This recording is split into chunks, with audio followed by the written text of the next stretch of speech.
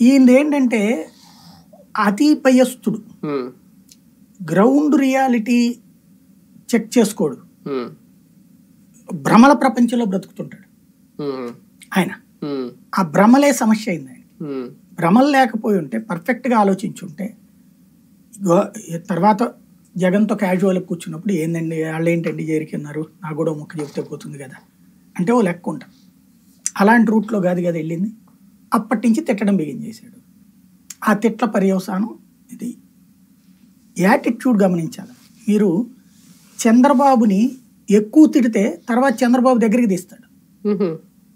తిట్టే వాళ్ళని ఎక్కువగా బయట పెట్టుకోడు. మీరు చూడండి, పవన్ కళ్యాణ్ తిట్టేవాడు పక్కన పెట్టుకున్నాడుగా.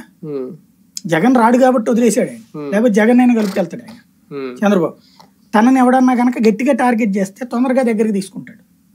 ఒకప్పుడు ఆంధ్రజ్యోతి వ్యతిరేక పేపర్ అది, మీకు గుర్తుంటే కాంగ్రెస్ పేపర్ ఆంధ్రజ్యోతి దగ్గరికి తీసుకుంటాడు. రాధాకృష్ణ గారు ఇప్పుడు కూడా మీరు చూడండి, అధికారంలో ఉన్న టైంలో మొదటి 4 రోజులు వ్యతిరేక వార్తలు వేసేవాడు. 5వ రోజుకి ఈయన నుంచి ఫోన్ వెళ్తుంది.